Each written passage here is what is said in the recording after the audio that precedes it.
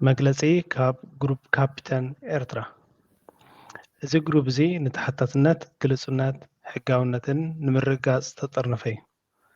እዚ ነካይዶ ዘለና ናይ ቃልሲ መድረኽ ሕጋውን ሓላፍነታውን ብተሓታትነት ዝሰርሕ ንክኸውን ኣብ ንገብሮ ዘለና ምንቅስቓስ ኣብ ብርጌድ ንሓመዱ ዘጋጥሙና ዘለዉ ቡድሆታት መስርዖም ንምሕላው ንገብሮ ወለንታዊ ተበግሶ እዩ።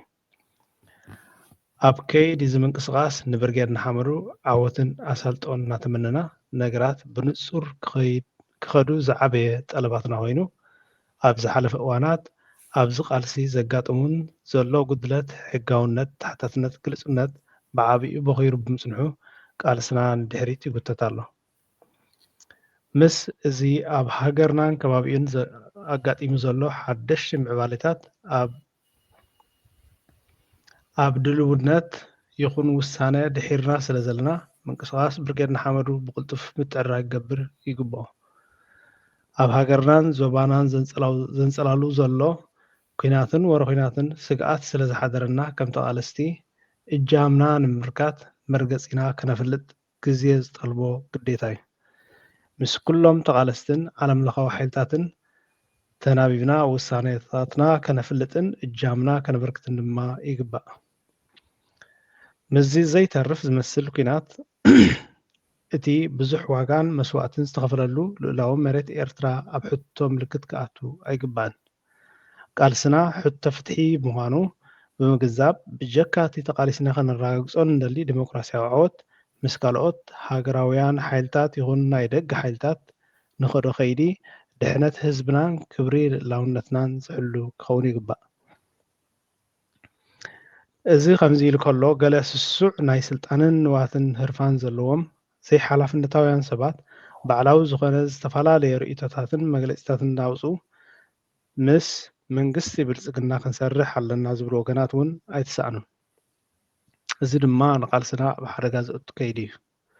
ብስም ብርጌድ ንሓመዱ ኣብ ዝተፈላለየ መድረኻት ዝገብርዎ መግለፂታት ዘይወግዓዊ ኮይኑ ብህዝቢ ዘይተመረፁ ውልቀ ሰባት እዮም። እዚ ምስ ብልፅግና ክስለፍ እየ ዝብል ዘሎ ጉጅለ ናይ በዓል መምህር ቤነ ገብረእግዚኣብሔር ጉጅላዊ ውሳነ ኮይኑ ኩሉ ተቓላሳይ ክንቕሓሉን ክኩንኖን ዘለዎ እዩ። ኣንጻር እዚ ጉጅለ እዚ ድማ ብሕብረት ክንኩንን ንፅውዕ።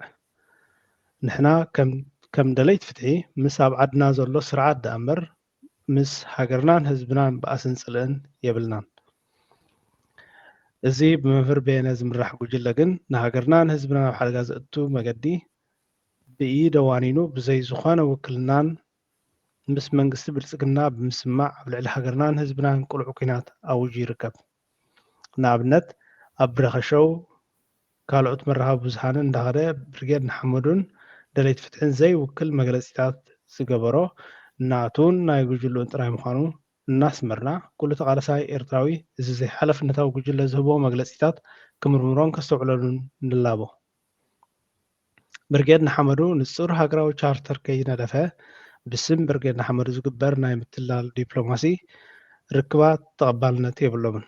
እዞም ዘይምእኩላት ጉጅለታት ልክዕ ከም ህግደፍ ንሃገርናን ህዝብናን ኣብ ሓደጋ ንምእታውን መንእሰያትና ኣብ ትርጉም ዘይብሉ ኩናት ብልፅግና ብምእታው ከጥፍእዎም ይሕሉ ንምህላዎም ዝኾነ ተቓላሳይ ደላይ ፍትሒ ኤርትራዊ እንታይነቶም ዝገልጽ ምዃኑ ክርዳእ ይግባእ።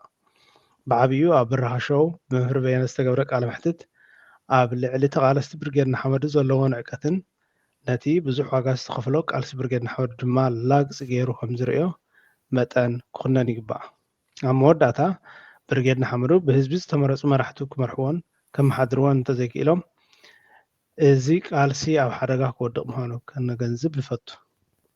እዚ ውዳበ ከይፈረሰን ዕላማታቱ ከይቁፀን በዚ ኣብ ላዕሊ ዝገለጽናዮ ንጹር ከይድታቱ ኣቐሚጡ ሓዱሽ ናህሪ ፈጢሩን ሃገራዊ ዕማማቱ ዘተግብር ሃገራዊ ሓይሊ ክኸውን ንመፀን። ከምኡ ድማ ሰማያዊ ማዕበል መፍትሒ ናይ ኩሉ ሽጋራትና ክኸውን ከም ዝኽእል ከነረድእ ንደሊ።